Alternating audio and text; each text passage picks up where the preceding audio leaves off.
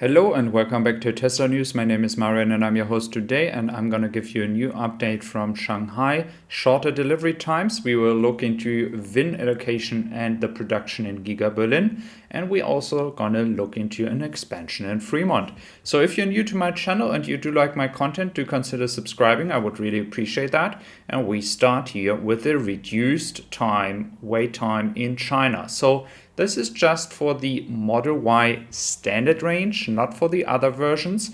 And it really indicates that the production that was increased more than with the Model 3 is really taking an impact here right now. So we have several aspects that could shorten the delivery times. First of all, we have a higher production happening right now than before the upgrade.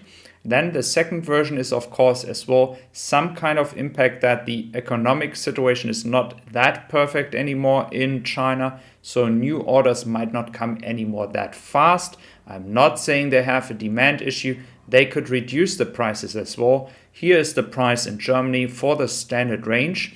And of course, Tesla is able now, with shortening the delivery times for the standard range, they will be able to deliver those cars to Europe as promised. Just for clarification, the first standard range Model Y will come from China and not from Giga Berlin. Later on in next year, we can expect the standard range to be produced in Giga Berlin as well. So we have a possibility that Tesla is now really seeing the effect of delivery times shortening, which is actually what they wanted.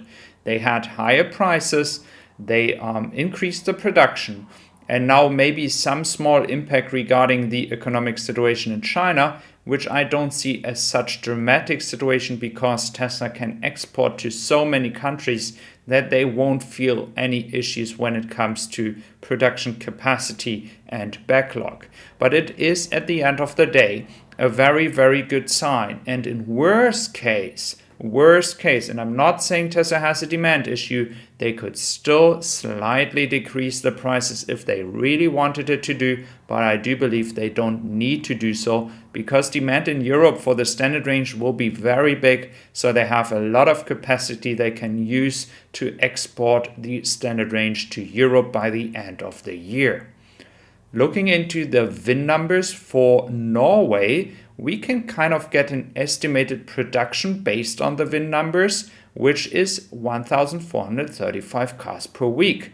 The highest observed VIN number is 19,023, but I have received already yesterday reports about people receiving 20,000. So the number being already above 20,000 when it comes to VIN numbers. Again, we had this discussion regarding the weekly production rate, which was supposed to be 1,500. But what you have to take into consideration is that the time difference. So we have VIN allocation, but then some time has already went by. So we can expect the production already be higher, more like into the region I said, 1,800, so 1,800 production per week.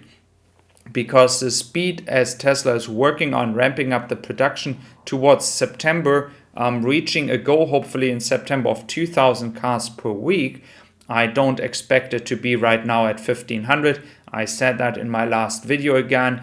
I do know the source that has provided this information to Drive Tesla Canada, and I do have another source telling me something between 1,800 to 2,000. I rather say 1,800 based on VIN allocation, and now as well the difference between the VIN allocation and the production, we can expect the production to be close to 1,800 as I mentioned. So glad to see that. Again, the issues with the colors, I hope they get confirmation soon that they can produce all the colors like in Austin as well.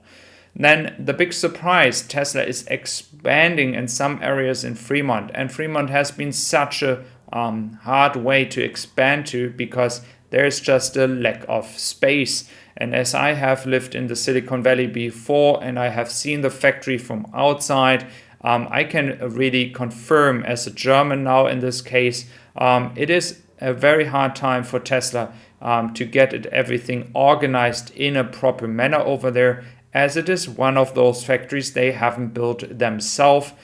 they just took over the building.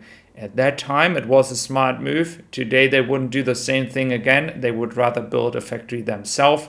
Here we have the new battery manufacturing equipment on the line on second floor of main assembly building.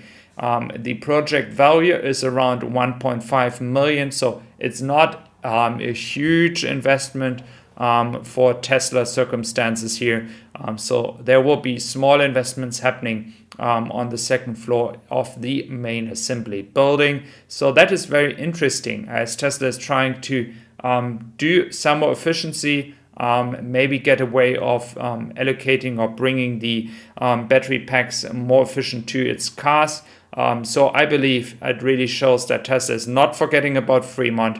They're continuing to improve, to make this factory better in a way that they can do it. Again, there is certain limitations to the site over there because they can just not expand at a limitless space like they can here in Austin. I do expect more crazy things to happen in Austin over the next few years. Looking into the estimated, not final, but estimated deliveries in the from the unit size in the US, we can expect Tesla to have a year-over-year growth of 105% from 23,140 cars in 2021 to 43,629 cars per month. And that is, of course, as well a little bit supported by Austin, of course, because Fremont has some kind of limitation at some point to further grow the production. They are currently still doing that.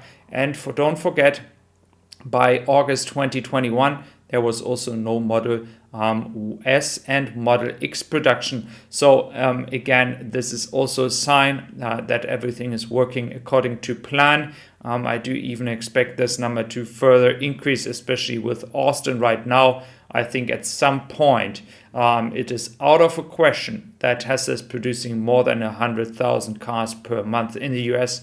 This should be easily possible by the beginning of next year, when Austin is hopefully being ramped up even further. So you see a lot of exciting stuff happening as well in Giga Berlin, but especially when it comes to shorter delivery times, I do expect that this strategy, as mentioned, is the way to go. And I do expect that Tesla might be in the next 12 to 15 month decrease some prices to create more demand if there would be any case of a declining demand, which I actually don't expect, especially with the standard range Model Y coming now in Europe. So thank you very much and have a wonderful day. Thank you.